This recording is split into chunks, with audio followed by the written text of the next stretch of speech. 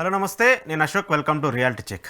RGV arrest పైన ఇప్పుడు AP వ్యాప్తంగా చర్చ జరుగుతుంది. ఇప్పటికే ఆర్జీవీ డెన్ దగ్గర పోలీసులు ఉన్నారు. పోలీసులకు సంబంధించి ఆయన పైన వెతుకులాట కూడా జరుగుతుంది. అయితే ఆయన రాష్ట్రంలో ఉన్నారని కొంతమంది చెప్తున్నారు, లేదంటే పారిపోయారని చెప్పేసి మనకు కొంతమంది చెప్తున్నారు. అయితే వాస్తవానికి ఆర్జీవీకి సంబంధించిన కేసుకు సంబంధించిన అంశం ఏంటి, ఆయనకి ఇచ్చినటువంటి 41A నోటీసులకు అరెస్ట్ వరకు వెళ్ళే అవకాశం ఉంటుందా, దాంతోపాటు వర్చువల్గా ఆయన ప్రజెంట్ అవుతానని చెప్తూ ఉన్నారు, వర్చువల్గా విచారణకు హాజరవుతానని చెప్తున్నారు. కానీ ఎందుకు పోలీసులు దాన్ని నిరాకరిస్తూ వస్తున్నారు? ఇక మరోవైపు ఆర్జీవీ ముందస్తు బెయిల్కి సంబంధించి ఈరోజు హైకోర్టులో కూడా విచారణ జరిగింది. ఆ విచారణ కూడా కోర్టు వాయిదా వేసింది.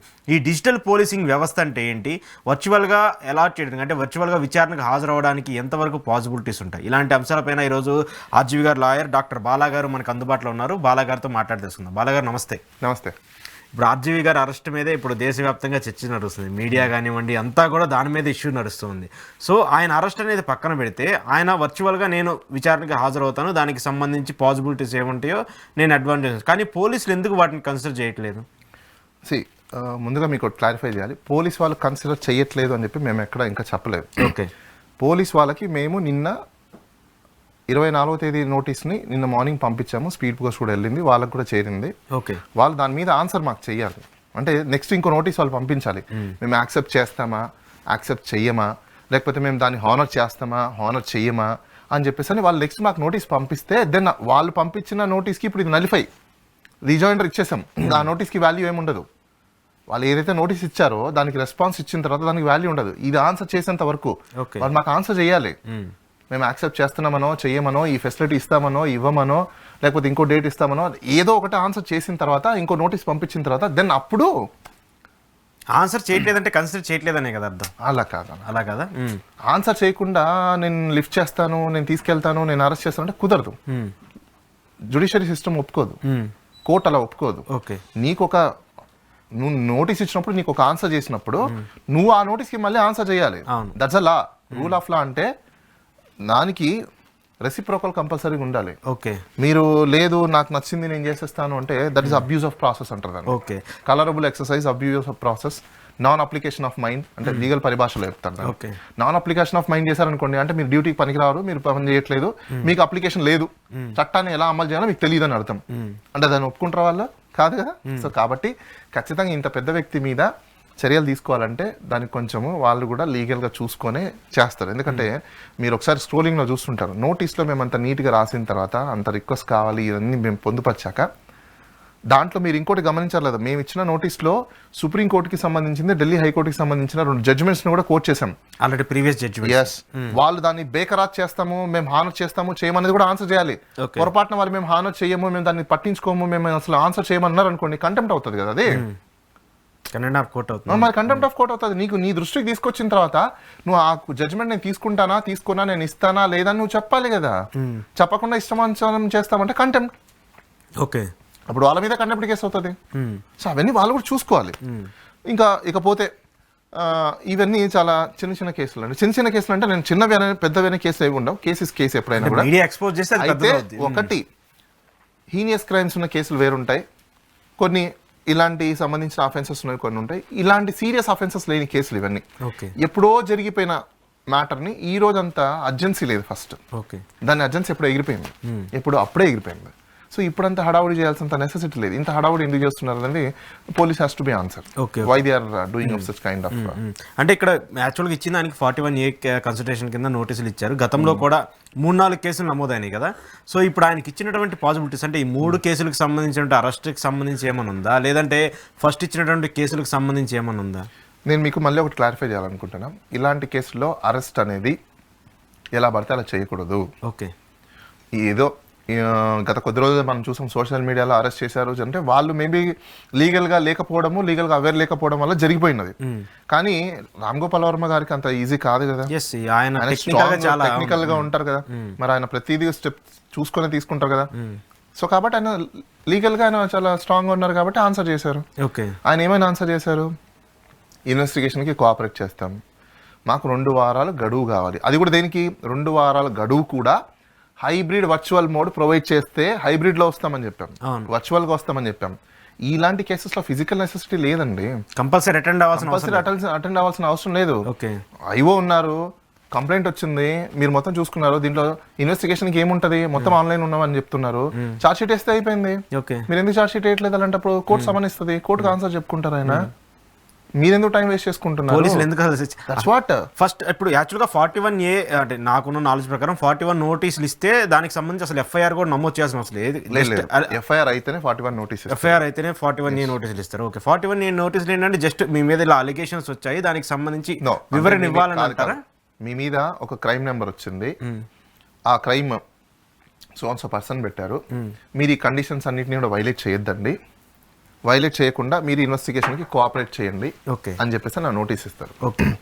ఆ నోటీస్ ఇచ్చిన తర్వాత మనం దానికి హానర్ చేయాలి కదా, సో దానికి ఏదో ఒక ఆన్సర్ చేయాలి కదా, కాబట్టి మనం ఆన్సర్ చేయడం అని జరిగింది. ఓకే, మీకు ఒకసారి నోటీస్ కండిషన్స్ కూడా చదువుదాం. ఓకే, సో ఆ బేసిస్ ప్రకారం ఖచ్చితంగా మనం అటెండ్ అవ్వాల్సి ఉంటుంది. నేను అదే అంటున్నాను, అటెండెన్స్ ప్రెజెన్స్ అనే దానికి అది ఎలా అయినా జరగచ్చు, వర్చువల్ గా అయినా పాసిబిలిటీస్ ఉంటుంది, డైరెక్ట్ గా అయినా పాసిబిలిటీస్. మా కంటెన్షన్ కూడా అదే.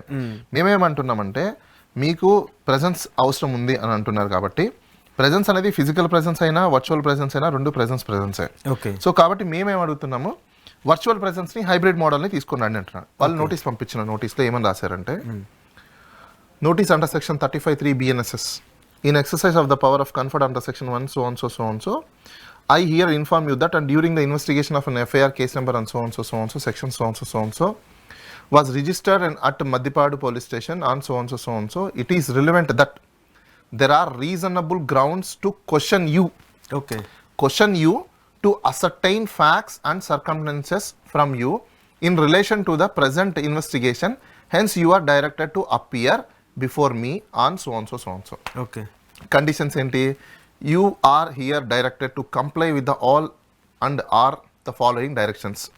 You will not commit any offences in future, you will not tamper of any evidences, you will not make any threats or inducement or promises or persons according with the facts of the case. Okay, ante witness ki sambandhinchi. You will be appear before the court, ikkada chudandi. Okay, you will be appear before the court as when the court is required.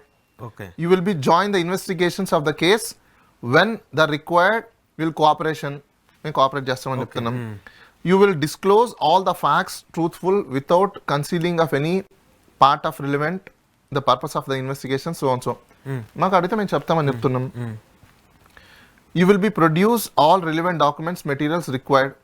అడిగితే ఏవే కావాలో మేము కూడా cooperate చేస్తామని చెప్తున్నాం. అంటే వాళ్ళు ఇచ్చిన you will be render your full cooperations assistance in apprehension of the compliances. Okay, you will not allow any manner of destructions of any evidences.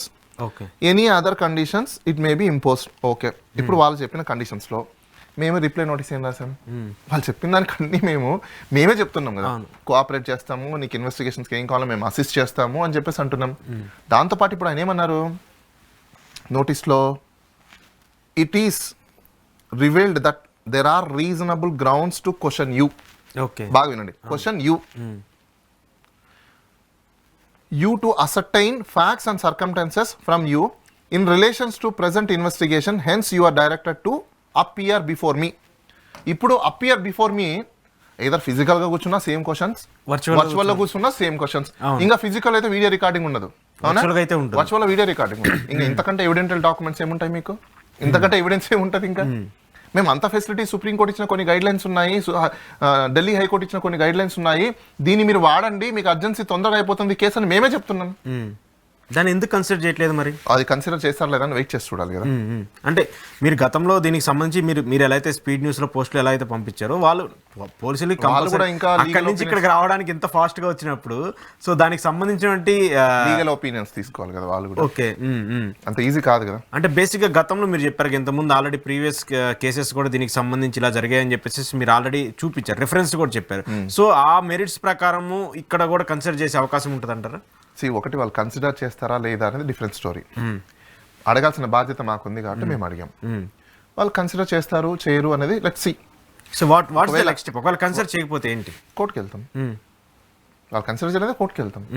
Okay, already ఇప్పుడు ఆయనకి సంబంధించి ఆల్రెడీ కొన్ని కేసెస్ కోర్ట్స్ లో నడుస్తున్నాయి కదా, బెయిల్కి సంబంధించి. అవి బెయిల్ అప్లికేషన్స్ క్వాష్ నడుస్తున్నాయి. అవును, ఇది clash వేరు కదా, నడుస్తున్నాయి. ఇది అపీరెన్స్ కి సంబంధించింది. ఓకే, అక్కడ కూడా డిలే. ఇప్పుడు కోర్టులో అన్నాక మల్టిపుల్ కేసు ఉంటాయి, అక్కడ కూడా డిలే అయ్యే సిచ్యువేషన్. వన్స్ ఒకసారి కోర్టులో యాంటిసిపేటరీ బెయిల్ వస్తే ఇంకా నో నీడ్. అవును, ఇంకా యాంటిసిపేటరీ బెయిల్ వచ్చినా అపీరెన్స్ అనేది డిపెండ్స్ అపాన్. ఓకే, అసలు అపీరెన్స్ అంశం వేరు, యాంటిసిపేషన్ బెయిల్ వేరు. సో ఇప్పుడు ఆయనకి సంబంధించి ఆయన మీద సర్చింగ్ విపరీతంగా కొనసాగుతుందని చెప్పేసి, లేదంటే ఆయన మీద ఆల్రెడీ ఆయన పట్టుకున్నారు, లేదా అసలు ఆయన ఇక్కడి నుంచి రాష్ట్రం దాటి వెళ్ళిపోయారు, దేశం దాటి వెళ్ళిపోయారని చెప్పి విపరీతంగా సోషల్ మీడియాలో ప్రచారం అయితే జరుగుతుంది. ఆయన ప్రాజెక్ట్స్ ఎప్పుడో షెడ్యూల్ అయిపోయినవి. మూవీస్ అంటే మీ అందరికి తెలిసిందే, సంవత్సరం రోజుల ముందే అన్ని షెడ్యూల్ అయిపోయి ఉంటాయి. ఈ నెలలో ఏం చేయాలి, ఈ నెలలో ఏం చేయాలి, ఏ డేట్ లో ఏం చేయాలి, ఏ డేట్ లో ఏం చేయాలి, ప్రీ ఆక్యుపైడ్ అవన్నీ. అవునా, ఇవన్నీ షెడ్యూల్స్ అన్ని అయిపోయి ఉంటాయి. అలాంటిది ఆల్ ఆఫ్ సడన్ గా ఎవరో కంప్లైంట్ చేశారు, ఎఫ్ఐఆర్ వచ్చేసింది, నోటీస్ వచ్చేసారు అని చెప్పేసి అని పరిగి మొత్తం వదిలేసని పరిగెత్తామంటే లాసెస్ అని ఎవరు చూసుకుంటారు? ఆర్టికల్ 21 మీరు లా బైండింగ్ సిటిజన్ గా ఒక క్రైమ్ వచ్చినప్పుడు కోఆపరేట్ చేయాలి, ఇన్వెస్టిగేషన్ సపోర్ట్ చేయాలి. అది చేస్తానంటున్నారు, చేయకుండా ఏం లేరు కదా ఆయన. మీకు వర్చువల్ మోడ్ లో తీసుకోమంటున్నారు. ఇదేమన్నా హీనియస్ క్రైమా? హీనియస్ క్రైమ్ అయితే మీరు అన్నట్టు మీరు చేయొచ్చు ఆ పని. ఇది హీనియస్ క్రైమ్ కాదు. ఇది హీనియస్ క్రైమ్ కాదు. సోషల్ మీడియాలో వర్చువల్ ఏదో పోస్ట్ పెట్టారని చెప్తున్నారు. అది ఎవరు పోస్ట్ పెట్టారు ఏంటి ఇవన్నీ తెలియాలి కదా. ఏమన్నా మీరు ఎన్క్లోజర్స్ ఇవ్వాలి కదా, ఓన్లీ నోటీస్ ఇచ్చేసి వెళ్ళిపోతే. ఓకే, దానికి సంబంధించి పూర్తి స్థాయి మరి పబ్లిక్ ఏమైనా గాడ్డా? ప్రొసీజర్ ఉందని మీకు తెలుసు, ఎందుకు ఇవ్వట్లేదు ఇన్ని రోజుల నుంచి మీరు? ఇప్పుడు మేము అడిగితే గానీ ప్రజల్లో మీడియాలలో అసలు ఈ చర్చ లేదు. ఓకే, హైబ్రిడ్ సిస్టమ్ ఒకటి ఉంది, వర్చువల్ మోడ్ ఒకటి ఉంది, డిజిటల్ పోలీసింగ్ అనేది సెంట్రల్ గవర్నమెంట్ ఒకటి తీసుకొచ్చింది, digitalpolice.gov.in అని ఒక వెబ్సైట్ ఉంది. తెలియదే, మీరు ఎందుకు అవేర్నెస్ తీసుకురాలా? అసలు ఇప్పుడు మీరు చాలా మంది తెలియదు. ఇది స్టేట్ డ్యూటీ కదా, ప్రజలకి చెప్పాల్సిన బాధ్యత మీది కదా. మరి మీరు ఎందుకు చెప్పలేదు ఇన్ని రోజులు? మరి మీరు ఇన్ని రోజులు జీతాలు తీసుకుంటున్నారు, గవర్నమెంట్ కూడా వచ్చి ఇన్ని రోజులు అవుతుంది, ప్రజలకు మీరు ఎటువంటి ఎడ్యుకేషన్ ఇవ్వలేదు, మరి మీ మీద కూడా క్రైమ్ కడదామా? మీరు ఇన్ని రోజులు చెప్పలేదని చెప్పేసి ప్రజలు కూడా మీద అఫెండ్ అవ్వచ్చా? ఓకే, మీరు తప్పులు చేస్తారు కదా, మరి ప్రజలకు తెలియకుండా దాచిపెట్టారు కదా ఇన్ని రోజులు. ఇలాంటి ఒక చట్టం ఉంది, ఇలాంటి ఒక వెసులుబాట్లు ఉన్నాయని చెప్పేసి ఎందుకు చెప్పలేదు? మీరు ఎంతమందికి క్రైమ్స్ కడుతున్నారో వాళ్ళకి మీరు బేసిక్ డాక్యుమెంట్స్ ఇవ్వాలి కదా. కంపల్సరీ. ఓకే, ఎఫ్ఐఆర్ అయింది, నోటీస్ పంపించారు, వెరీ వెల్, బాగుంది. మరి నోటీస్కి ఎన్క్లోజర్స్ ఇవ్వకుండా వాళ్ళు ఏమొచ్చి ఆన్సర్ చేస్తారు? మీ దగ్గర అపీర్ అయితే ఏం అసిస్టెంట్ చేస్తారు? దానికి సంబంధించి పూర్తి డీటెయిల్స్ వివరాలు అన్ని చెప్పాలి కదా. ఇప్పుడు సమ్ ఇన్ఫర్మేషన్ అసర్టైన్ అన్నారు. అసర్టైన్ చేయడం అంటే ఎట్లా, ఏ విధంగా? ఏం తెలియకుండా గాల్లో లెక్కలు ఉంటాయా? ఎవరిచ్చారు, ఎందుకు ఇచ్చారు, దాని మీద ఏంటి రీజన్స్ అనేది మొత్తం చెప్పాలి కదా. మీరు క్వశ్చన్స్ అడగాలంటే మీ దగ్గర కాపీస్ అని ఉండాలి కదా, ఎదుటి వ్యక్తికి కూడా ఇవ్వాలి కదా. దాన్ని అప్లికేషన్ ఆఫ్ మైండ్ అంటారు. ఓకే, అప్లికేషన్ ఆఫ్ మైండ్ లేకుండా ఏం పవర్ ఎక్సర్సైజ్ చేస్తున్నట్టు ఇక్కడ? ఇప్పుడు ఆర్జీవి గారికి ఇచ్చింది ఆ మెరిట్స్ మీద ఏమీ ఇవ్వలేదు ఆయనకి సంబంధించి. ఆయనకు ఓన్లీ నోటీస్, జస్ట్ నోటీస్ ఇచ్చారు. ఆ కన్సిడరేషన్స్ ఏంటి, ఎవరు ఇచ్చారు, దానికి సంబంధించి అసలు ఏ పాసిబిలిటీస్ మీద ఇచ్చారు అనేది మాత్రం ఎవరు ఎక్స్ప్లెయిన్ చేయలేదు. మరి అలాంటిది కన్సిడర్ చేసే అంటే ఇప్పుడు పోలీసులు అయితే అది కన్సిడర్ చేసి తీసుకుంటున్నారు, ఆయన అరెస్ట్ చేయాలని చెప్పేసి, లేదంటే ఆయన విచారణకు రావాలను. కోర్ట్స్ దగ్గర అలాంటి అవైలబిలిటీస్ అంటే ఫుల్ ఎవిడెన్స్ లేకుండా. ఇంకో విషయం చెప్తాను చూడండి, ఒక స్టేట్ నుంచి ఇంకో స్టేట్లో ఉన్న పర్సన్ని అరెస్ట్ చేయాలంటే ఇక్కడ మీకు వారెంట్ ఉన్న కేసులు, వారెంట్ లేని కేసులు, అంటే పోలీసు వాళ్ళకి కొన్ని కేసుల్లో వారెంట్ కావాలి, కొన్ని కేసుల్లో వారెంట్ అక్కర్లేదు. అలాంటి కొన్ని కేసుల్లో warrant bailable, non bailable cases కొన్ని ఉంటాయి. హీనియస్ క్రైమ్స్ లో అది పోలీసు వాళ్ళు ఎలాగైనా వెళ్ళి వాళ్ళని అరెస్ట్ తీసుకురావచ్చు. అయితే ఏ క్రైమ్ లో అయినా కూడా ఇంకో స్టేట్ బార్డర్ దాటుతున్నారంటే అక్కడ పోలీసు వాళ్ళ అసిస్టెన్స్ తీసుకోవాలి, అక్కడ అరెస్ట్ చేయాలి, అక్కడ లోకల్ జ్యుడిషియల్ మేజిస్ట్రేట్ దగ్గర ప్రెజెంట్ చేయాలి, ట్రాన్సిట్ మీద ఇక్కడ తీసుకురావాలి. అది ఏ కేసు అయినా ఇది ప్రొసీజర్. మీరు ఒక స్టేట్ నుంచి ఇంకో స్టేట్కి వెళ్ళాలంటే మీరు ఇంకోటి గుర్తుపెట్టుకోండి, పోలీస్ వాళ్ళకి ఇంటర్నల్ గా ఒక పాస్పోర్ట్ అనేది ఇష్యూ చేస్తారు. ఆ పాస్పోర్ట్ లో ఏమేమి ఉంటాయంటే ఎవరు వెళ్తున్నారు, ఎంతమంది వెళ్తున్నారు, ఎంతమంది టీం వెళ్తుంది, ఏ టీం వెళ్తుంది అని చెప్పి ఆ పాస్పోర్ట్ ఉంటేనే అదర్ స్టేట్ లో వీళ్ళకి ఒక వాల్యూ ఉంటుంది. లేదంటే నార్మల్ సిటిజన్ లానే వీళ్ళు కూడా. లేదనుకోండి వీళ్ళని కూడా అరెస్ట్ చేసేయచ్చు. అక్కడ ఎవరు ఇంట్లో పడితే వాళ్ళ ఇంట్లోకి వెళ్ళిపోయారు అనుకోండి, సపోజ్ ఎలా పడితే అలా, వాళ్ళ మీద కూడా క్రైమ్ కడతారు. మీకు చాలా సినిమాలు వచ్చాయి. తమిళనాడుకి సంబంధించిన కార్తిక్ అని ఒక హీరో ఒక సినిమా తీశారు, గుర్తుందా? తమిళనాడు పోలీస్ అయి ఉండి ఎక్కడికెక్కడికో, గుజరాత్కో, బీహార్కో ఎక్కడికో వెళ్తారు. అక్కడ లోకల్ పోలీస్ వాళ్ళకి అసిస్టెన్స్ తీసుకునే అతను అరెస్ట్ చేసి తీసుకొస్తారు. ఆ సినిమా చూస్తే చాలు. మరి ఎందుకు ఇక్కడ పోలీసుతో కనీసం అప్రోచ్ కూడా లేదు కదా సార్? జనాలకి అవేర్నెస్ ఎక్కడ వస్తుంది సార్? సినిమాలు జనాలు కూడా ఓన్లీ చూసామా, వచ్చామా, పాప్కార్న్ తిన్నామా, పోయామా, అసలు ఏం సినిమా తీస్తున్నారు, కంటెంట్ ఏముంది, ఎలాంటి అవేర్నెస్ వస్తుంది, ఇవేం లేవు. మరి ఇప్పుడు ఈ ఆర్జీవి గారి ఇష్యూకి సంబంధించి ఖచ్చితంగా ఇక్కడ మేబీ ఇలా దీని మీద కూడా ఒక సినిమా తీయొచ్చు ఆర్జీవి గారు, డౌటే లేదు. ఎందుకంటే ఖచ్చితంగా మేబీ ఈ ఇష్యూ తర్వాత మేబీ ఆయన ఈ కేసెస్ అన్ని సాల్వ్ అయిన తర్వాత తీయొచ్చేమో. కానీ ఇక్కడ మరి ఇక్కడ పోలీస్ అప్రోచ్నెస్ లేదు, ఇక్కడ సంబంధించి ఇక్కడ జుడిషియల్ కండిషన్స్ లేవు, ఏం లేకుండా డైరెక్ట్ గా ఆయన ఇంటి దగ్గరకు వచ్చేసి ఆయన arrest చేస్తున్నారు. అది రోడ్డు, ఇంటి దగ్గరికి ఆయన వచ్చున్నారు, ఇంట్లోకి అయితే రాలేదు. ఓకే ఇంట్లోకి వస్తే అది ట్రెస్ పాస్, ఓకే వారెంట్ లేకుండా వస్తే. సో కాబట్టి వాళ్ళు కూడా రాలేదు. మేము వాళ్ళ మీద ఎందుకు చెప్పాలి, వాళ్ళు బయట వరకే ఉన్నారు, అడిగారు వెళ్ళిపోయారు అంతే. ఓకే కానీ మీడియా వాళ్ళు హడావిడి చేశారు, వాళ్ళు వచ్చారు అడిగారు వెళ్ళిపోయారు తప్ప వాళ్ళేమి ఇప్పుడు అరెస్ట్ చేస్తామని ఇంకోటి చెప్పలేదు. సో ఇప్పుడు అరెస్ట్ వారెంట్ ఇష్యూ అయిందని చెప్తున్నారు కదా ఆయన మీద. మరి ఇప్పుడు అరెస్ట్ వారెంట్ ఇష్యూ లేదు ఈ కేసులో అరెస్ట్, నేను అదే అన్నా, వారెంట్ ఇక్కడ ఇష్యూ అవ్వదు. నేను అదే చెప్తాను మీకు. నోటీసులు ఇచ్చిన తర్వాత, నోటీసులకు ఆన్సర్ చేసిన తర్వాత, ఇన్వెస్టిగేషన్ కి కోఆపరేట్ చేద్దామని చెప్పేసి అని అడ్మిట్ అయిన తర్వాత మీరు వారెంట్ ఇష్యూ చేయలేరు. ఓకే మీరు అందరు గుర్తుపెట్టుకోవాలి. అదే కోఆపరేషన్ లేనప్పుడు, ఇన్వెస్టిగేషన్స్కి సహకరించినప్పుడు, అప్స్కాండింగ్లో ఉన్నప్పుడు, అప్స్కాండింగ్ అంటే మీరు పిలిచినప్పుడు ప్రతిసారి రాలేదనేది కాదు, మీకు టచ్లో ఉన్నారా, ఆన్సర్ చేశారా లేదా అనేది డ్యూరేషన్ ఉంటుంది. ఆయన పనులని వదిలేసుకొని రమ్మని కాదు, ప్రజలందరూ తెలుసుకోవాలి. హీనియస్ క్రైమ్స్లో మాత్రమే ఆ వెసులుబాటు వాళ్ళకు ఉంటుంది, ప్రతి కేసులలో కాదు. ప్రజల యొక్క జీవితాలని, ప్రజల యొక్క జీవనోపాధిని పక్కన పెట్టేసి ఎలా పడితే అలా చేయడానికి లేదు. ఇవి సైబర్ క్రైమ్స్. వీళ్ళ ప్రెజెన్స్ లేకుండా కూడా బిఎన్ఎస్ఎస్ లో ప్రొవిజన్స్ ఉన్నాయి. మీకు అవి ఎవిడెన్స్ అన్ని మీకు వర్చువల్ లో ఉంది అనుకుంటున్నారు కదా, చార్జ్ షీట్లు వేసేయండి. ఇంకా వీళ్ళతో మాట్లాడేది ఏముంది అక్కడ? ఓకే మాట్లాడాల్సిన అవసరం లేదు కదా, మీకు ప్రొవిజన్ మీకు ఉంది కదా, చార్జ్ షీట్ ఫైల్ చేయండి, కోర్టులో వాళ్ళు చూసుకుంటారు. టైం వృధా చేయడం ఎందుకు? అంటే ఇప్పుడు దీనికి సంబంధించి ఇంత టైం పీరియడ్ లో ఖచ్చితంగా పోలీసులు అయినా ఏమైనా రెస్పాండ్ అవ్వాలని కాదు, లేదా మీరు ఆయన తరపున లాయర్లు ఏమైనా రెస్పాండ్ అవ్వాలని ఏమంటారు? ఒకటి, ఇప్పుడు మేము నోటీస్ కి రిప్లై ఇచ్చాం, వాళ్ళు నెక్స్ట్ ఏం ఆన్సర్ ఇస్తారో చూడాలి. నాకు తెలిసినంత వరకు ఇప్పుడు కోర్టులో కేసెస్ ఉన్నాయి కాబట్టి అది అయిన తర్వాతనే వాళ్ళు ఏదైనా ఆన్సర్ చేసే అవకాశాలు ఉంటాయి. సో అప్పుడు దాకైతే దానివల్ల ఈ ఇష్యూకి సంబంధించి అయితే ఏముండదు. ఈ లోపు కోర్టులో క్వాష్ అయితే అసలు ఈ కేసులన్నీ ఏముండవు కదా. ఏముండదండి, మళ్ళీ కొత్తగా కేసులు ఫైల్ చేస్తారు. ఒకటి, ఈ రోజు తెలుగు రాష్ట్రాల్లోనే కాదు ఇండియా వైడ్ రామ్ గోపాల్ వర్మ గారు తీసుకున్న ఒక స్టాండ్ చర్చనీయాంశమైంది. అది మనం అప్రిషియేట్ చేయాలి. ఒకటి, పోలీస్ వాళ్ళు నోటీసులు ఇచ్చినప్పుడు ఏమేమి ఎన్క్లోజర్స్ ఇవ్వాలి అనేది ఒకటి తెర మీదకి వచ్చింది. హైబ్రిడ్ మోడల్ ఒకటి ఉంటుంది అనేది వచ్చింది. డిజిటల్ పోలీసింగ్ అనేది ఒకటి వచ్చింది. సుప్రీంకోర్టు అలానే ఢిల్లీ హైకోర్టు కొన్ని గైడ్ లైన్స్ ఉన్నాయి, ఎలాంటి సందర్భాలలో ఇలాంటివి అడగచ్చు అని చెప్పేసి ఇచ్చింది. సో ఇవన్నీ ప్రజలకు తెలిసి వచ్చింది కదా. ఇన్ని రోజులు ఎంతమందిని చేయగలిగారు. ఆర్జీవి గారి దగ్గరకు వచ్చేసరికి ఆయన ఏ విధంగా అయితే డిఫరెంట్ మాడ్యూల్ ఉంటారో, ఈ రోజు ఆయన డిఫరెంట్ యాంగిల్లో ఆన్సర్ చేశారు అందరికి. టెక్నికల్ గా ఆయన ఆన్సర్ చేశారు. సో ఈ రోజు రోల్ మోడల్ గా ఆయన నిలిచారు. మళ్ళీ ఆయన అందరికి రెస్పెక్ట్ చేస్తే చేస్తున్నారు కదా. ఏంటి డిజిటల్ పోలీసింగ్ సిస్టమ్ ఏంటి అసలు? అది ఎలా ఉంటుంది? అంటే రెగ్యులర్ పోలీసింగ్ వ్యవస్థ అనే ఉంటుందా, లేదంటే కొంచెం ఏమైనా డిఫరెంట్? డిజిటల్ పోలీసింగ్ అంటే అండి, ఇప్పుడు కొన్ని క్రైమ్స్ ఏవైతే ఉంటాయో వాటిల్లో ఫిజికల్ గా పిలిచి చేసి ఇవన్నీ అవసరం లేదు. ఓకే, మీకు అన్ని ఎవ్రీథింగ్ ఉన్నాయి, వర్చువల్ గా అన్ని ఎవ్రీథింగ్ ఉన్నాయి. మీకు వర్చువల్ గా అపిరెన్స్ కావాలి, క్వశ్చన్ చేసే ఉన్నాయి. డిజిటల్ గా వాళ్ళకి నోటీసులు పంపిస్తున్నారు. ఇప్పుడు వాట్సాప్ నోటీసులు అవైలబుల్ ఉంది, సుప్రీం కోర్ట్ చెప్పింది, అలానే బిఎన్ఎస్ఎస్ లో కూడా ఉంది. మీరు వాటిని వాడుకోండి అంటుంది, ఫెసిలిటీస్ యూస్ చేయమంటుంది. ఇప్పుడు ఒక స్టేట్ నుంచి ఇంకో స్టేట్కి పోలీసు వాళ్ళు రావాలంటే ఇలాంటి చిన్న చిన్న కేసుల్లో ఎంత ఖర్చు అవుతుంది? అవును, ఈ డబ్బులన్నీ ఎవరివి? ప్రజలవి కదా. ప్రజలు నష్టపోతున్నారు కదా. సపోజ్ ఏదో చిన్న ఎగ్జాంపుల్ తీసుకున్నాం, ఏదో సోషల్ మీడియాకి పోస్ట్కి సంబంధించింది. ఒక వ్యక్తి ఎక్కడో ఢిల్లీలో ఉంటాడు అనుకోండి, అతన్ని అరెస్ట్ చేయాలా లేకపోతే అతని ఇక్కడ ప్రెజెన్స్ అవ్వాలంటే నోటీస్ పంపించారు అతనికి. మీరు అతన్ని వెళ్ళి అక్కడి నుంచి తీసుకొచ్చేదానికంటే ఎందుకు తీసుకొచ్చి ఇక్కడ ఏం చేస్తారు? కూర్చోపెట్టి క్వశ్చన్స్ కదా. మరి అదేదో వర్చువల్ తీసుకోండి, హైబ్రిడ్ సిస్టమ్ లో తీసుకోండి, గైడ్ లైన్స్ ఉన్నాయి కదా, కోర్టులో ఇచ్చింది కదా, డైరెక్ట్ యూజ్ చేసుకోవాలి. మరి ఆ వర్చువల్ ని మీరు యూటిలైజ్ చేసుకోకుండా, మీకు తెలియకపోతే టెక్నాలజీని మీరు ట్రైనింగ్ తీసుకోకుండా, జనాల మీద లేదు మేము ఇలానే కన్వెన్షన్ లో పోతామంటే అది మీ లాక్కున్నా. అలాంటప్పుడు I think you don't have a training properly. Then state government have give a training to them. మరి అకాడమీ ఉంటుంది, అకాడమీలో ట్రైనింగ్ తీసుకోవాలి. లేదనుకుంటే పిలిస్తే మేము ట్రైనింగ్ ఇస్తాం, క్లాసెస్ చెప్తాం. జనరల్గా వెళ్తుంటామండి. వాళ్ళకి తెలియనప్పుడు అవేర్నెస్ కి ఈవెన్ పోలీస్ డిపార్ట్మెంట్ లో వాళ్ళకి కూడా తెలిసిన సర్కిల్స్ ఉంటాయి కదా, చిన్న చిన్న క్యాంప్స్ పెడుతుంటారు. మేము కూడా లాస్ట్ మీద వాళ్ళకి కావాల్సిన అవేర్నెస్ ఇస్తుంటాం. అది కామన్ గా జరిగేదే. అసలు ఇప్పుడు ఈ 41A ఇప్పుడు ఇంత పాపులర్ అవడానికి కావాలి ఇప్పుడు ఏపీలో ఇస్తున్నటువంటి నోటీసులన్నీ. అంత ముందాక ఈ 41A అంటే చాలా మందికి తెలియదు. దానికి ముందున్నటువంటి సెక్షన్స్ కి 41 అందరికీ తెలుసు అండి. కాకపోతే హైబ్రిడ్ సిస్టమ్, డిజిటల్ పోలీసింగ్ అనేది ఈరోజు ఎవరికి తెలియని అంశం కొత్తగా బయటకు వచ్చింది. అది ప్రజలకు ఈరోజు వాస్ట్ గా స్ప్రెడ్ అయింది.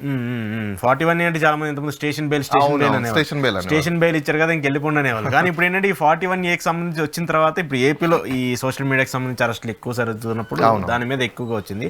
సో ఏంటి దీని వెనకాల పొలిటికల్ ఎంఎన్స్ ఏమైనా ఉంటుంది అనుకోవచ్చు? దానివల్ల నాకైతే ఇప్పుడు ఆ సమాచారాలు అయితే లేవండి. పొలిటికల్ ఉందా లేదా అనేది వి డోంట్ నో.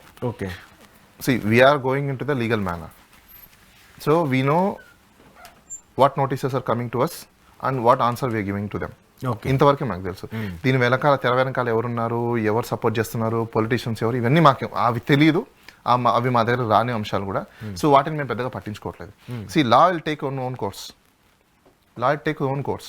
సో కాబట్టి మేమేం చేస్తున్నాము, లా ఏం చెప్తుందో, లా ప్రకారం ఏదైతే ఉందో దాన్ని మేము అమలు చేస్తున్నాం. ఇప్పుడు ఆయన ఏమైనా ఇల్లీగల్ గా అరెస్ట్ చేసే కన్సిడరేషన్స్ అది వాళ్ళు అలా ఏమైనా చెయ్యాలని ఇంటెన్షన్సిటీ ఉండి నిన్న వచ్చారో లేదో మనకు తెలీదు. ఇన్ టైంలో నేను కూడా అక్కడికి వెళ్ళడం జరిగింది, వాళ్ళని అడగడం జరిగింది. వాళ్ళ మదర్ ఏం ఇన్స్ట్రక్షన్ అని వెళ్ళిపోయారు. వాళ్ళు వెళ్ళిపోయిన తర్వాత మేమేం చేస్తున్నాం? ఓకే అంటే మేబీ ఒకవేళ మేము రాకుండా లేకపోతే ఇంకోటి ఉంటే వాళ్ళు ఏమైనా లిఫ్ట్ చేసే అవకాశాలు ఉండిండొచ్చేమో, చెప్పలేము కదా. వీళ్ళు లిఫ్ట్ చేస్తారు, బార్డర్లో దొరికారని చెప్తారు. సో కాబట్టి అలాంటి అవకాశం ఇక్కడ పోయింది. ఓకే మీరుంటాం వల్ల అక్కడ డైరెక్ట్ గా నేను ఉంటాం అనేది ఒకటే కాదు, ఇన్ టైంలో అన్ని పర్ఫెక్ట్ గా జరగడం వల్ల నోటీస్ కి రిప్లై అయిపోవడము, తర్వాత ఇంకోటి ఇన్స్ట్రక్షన్స్ వాళ్ళ సుపీరియర్స్ తో కూడా మాట్లాడము చేయడము, ఇవన్నీ కూడా జరిగాయి. కాబట్టి ఒకటండి, ఇలాంటి క్రైమ్స్లలో ఎక్కడ పడితే అక్కడ టీములను పంపించి అరెస్ట్ చేస్తే వాళ్ళు పబ్లిక్ ఎక్స్చెకర్ ని వేస్ట్ చేస్తున్నట్టే. దాని మీద యాక్షన్ కూడా తీసుకోవాల్సిన అవసరం వస్తుంది. ఎందుకంటే ఇది అర్జెన్సీ లేని కేసెస్లో టీమ్స్ ని పెట్టి మీరు గాలింపులు చర్యలు చేసి మీరు ఒక వ్యక్తిని ఇలా తీసుకొస్తున్నారు అంటే, అంత అర్జెన్సీ లేని కేసెస్లో పబ్లిక్ డబ్బుల్ని మీరు ఎందుకు వేస్ట్ చేస్తున్నారో, మీకు ఎవరు ఈ పని చేయమని చెప్పేసి మీకు ఒత్తిడి తీసుకొస్తున్నారు అని ఇంపార్టెంట్ కూడా. ఓకే మీకు ఎన్నో ఎఫ్ఐఆర్లు అయి ఉంటాయి. రీసెంట్గా అయిన ఎఫ్ఐఆర్ల మీద మీరు వాటి మీద చర్య తీసుకోకుండా ఎప్పుడో జరిగిపోయిన ఒక 1 year కిందట జరిగిపోయిన అసలు కాజ్ ఆఫ్ యాక్షన్ లేని ఇలాంటి కేసెస్లో మీరు హడావిడి పెడుతున్నారంటే there must be some colourable exercise. Okay influence, ఆ ఇన్ఫ్లుయెన్స్ జరిగిందంటేనే ఫస్ట్ ఆఫ్ ఆల్ ఆ ఇన్ఫ్లుయెన్స్ జరిగిన వాళ్ళ మీద కేసు పెట్టాలి. దాని పోలీసుల మీద కూడా ఖచ్చితంగా దానికి పోలీస్ కంప్లైంట్ అథారిటీ అని ఒకటి ఉంటుంది. నేను మీ ద్వారా అందరికి నేను అప్పీల్ చేసేది ఒకటే, ఇల్లీగల్ గా రూల్ ఆఫ్ లా పాటించకుండా ఎవరైనా బిహేవ్ చేస్తే పోలీస్ కంప్లైంట్ అథారిటీ అనేది గూగుల్లో కూడా కొట్టండి, ఒకటి ఉంటుంది. వాళ్ళు చేసిన ఇల్లీగాలిటీస్ మీద, రూల్ ఆఫ్ లా పాటించిన దాని మీద ఆ పోలీస్ కంప్లైంట్ అథారిటీకి మీరు కంప్లైంట్ చేయొచ్చు. వాళ్ళ మీద డిసిప్లినరీ యాక్షన్ తీసుకుంటారు. రేపు వాళ్ళ సర్వీస్ ఎఫెక్ట్ అవుతుంది, ప్రమోషన్స్కి ఎఫెక్ట్ అవుతుంది, వాళ్ళ కెరియర్కి ఎఫెక్ట్ అవుతుంది. కాబట్టి ఖచ్చితంగా పోలీస్ వాళ్ళు కూడా రూల్ ఆఫ్ లాని పాటిస్తారు, అలానే రూల్ బుక్ ని కూడా వాళ్ళు హానర్ చేస్తారని నేను అనుకుంటున్నాను. ఓకే సో ఇప్పుడు ఈయన ఆర్జీవి గారు ఎక్కడికో పారిపోయారు, అసలు లేరే దేశం వదిలి వెళ్ళిపోయారు, ఇలా అన్ని అంటే ప్రచారం జరుగుతుంది కదా. దానివల్ల నేను ఇంకోటి కూడా చూసాను, ఆయన కోసం ఒక స్పెషల్గా 6 టీములను పెట్టారు. కొంతమంది కేరళలో ఉన్నారని చెప్పేసి, కొంతమంది మన మీడియాలో జనరల్ గా చూస్తుంటాం, మీరు కూడా చూస్తూ ఉంటారు, మీ దాకా కూడా ఇలా నోటీస్ ఒకటి మీడియా స్పెక్యులేషన్స్ ఏమైనా చేసుకుంటారు, మనం ఏం చేయలేము. మీరు అన్నారు కదా స్పెషల్ టీమ్స్ పెట్టి గాలించాల్సిన అవసరం లేదు, కానీ ఈ కేసులో అలా జరుగుతుంది. మేబీ ఒకవేళ మేము కూడా ఆర్టీఏ పెడతాము, ఈ కేసులో ఎంతమంది టీమ్స్ వచ్చారు, ఎంతమంది టీములు పంపించారు, ఎంత డబ్బులు ఖర్చు అయ్యారు, మొత్తం అవి కూడా మేము ఆర్టీఏ పెట్టి తీస్తాము. ఓకే ఆ పబ్లిక్ ఎక్స్చెకర్ వేస్ట్ అయింది కాబట్టి వాళ్ళ మీద కూడా యాక్షన్ తీసుకోమని చెప్పి కోరుతాం. ఓకే సో ఖచ్చితంగా దీని మీద ఒక ఇష్యూస్ అయితే డెఫినెట్లీ మేము ఒక ల్యాండ్ మార్క్ అయితే సెట్ చేస్తాం. ఈ కేసుకు సంబంధించి ఖచ్చితంగా రాబోయే రోజుల్లో ఒక ల్యాండ్ మార్క్ అయితే సెట్ చేయడం మాత్రం గ్యారంటీ. అంటే ఏదైతే ఇప్పుడు మన డిజిటల్ పోలీసింగ్ వర్చువల్ అంటే ఇంకా చాలా ఉన్నాయి, వీటిలో ఇంకా చాలా ఉన్నాయి. Okay there is in front of the crocodile festival. Okay so ఇప్పుడైతే ఈ కేసుకు సంబంధించి ఆయన్ని అరెస్ట్ చేయాలంటే ఏది చేయాలన్నా కూడా కంపల్సరీ పోలీస్ దగ్గర నుంచి ఆయనని అరెస్ట్ చేయడం అంతే పాసిబుల్ కాదండి. ఇలాంటి కేసెస్లలో ఆయన ఎప్పుడు తప్పులు చేయలేదు కాబట్టి ఆయన చేసినవి ఏవి కూడా పెద్ద తప్పులని వాళ్ళు అనుకుంటున్నారు. ఆయన ఏం పెట్టారో కూడా ఇంతవరకు ఆయన చెప్పలేదు, మాకు డీటెయిల్స్ కూడా ఇవ్వలేదు. అసలు ఇలాంటి కేసెస్లో అరెస్ట్ చేసే అవకాశాలు అయితే ఉండవు, చాలా తక్కువగా ఉంటాయి. ఇప్పుడు రేర్ కేసెస్లో, rare of the rare cases. ఇంకా గతంలో సోషల్ మీడియాలో ఆంధ్రప్రదేశ్లో జరుగుతున్నాయి అనుకుంటే మేబీ వాళ్ళకున్న లీగల్ టీమ్ అలా ఉందేమో మనకు తెలియదు. ఓకే వీడున్నాం. కాకపోతే మన రామ్ గోపాల్ వర్మ గారికి సంబంధించిన టీం అయితే అంత ఈజీ ఏం కాదు, స్ట్రాంగ్ గానే ఉన్నారు. లీగల్ గా మీరందరూ చాలా స్ట్రాంగ్ గా ఉన్నారు. So we will take care. అంటే బేసిక్ ఏంటంటే ఆయన ఇప్పుడు చేస్తున్నటువంటి అలిగేషన్స్ ఒకటండి, మేము పోలీస్ వాళ్ళకి అంతే రెస్పెక్ట్ ఇస్తాము, వాళ్ళు ఇచ్చే నోటీస్కి అంతే రెస్పెక్ట్ ఇస్తున్నాము, దానికి మేము అంతే రెస్పెక్ట్ఫుల్గా ఆన్సర్ చేస్తున్నాము. ఇంకా మీడియా వాళ్ళు ఏం రాసుకుంటారా ఏం లేదా అని చెప్పేదాన్ని వీడు ఉన్నాం.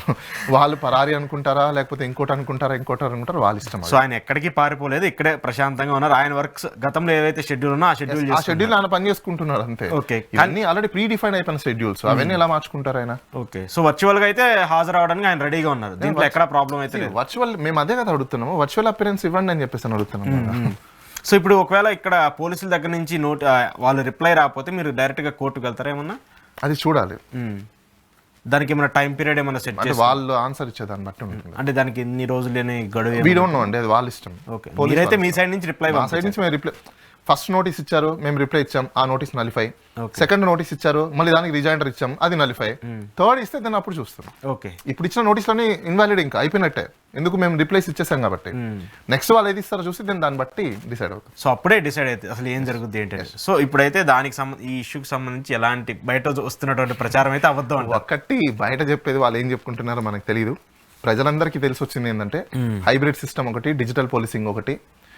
నోటీస్ ఇచ్చినప్పుడు 41 నోటీస్ కానీ లేదంటే 35(3) నోటీస్ ఇచ్చినప్పుడు కానీ ఎన్క్లోజర్స్ కంపల్సరీగా ఇవ్వాలని ప్రజలు కొన్ని తెలుసుకున్నారు.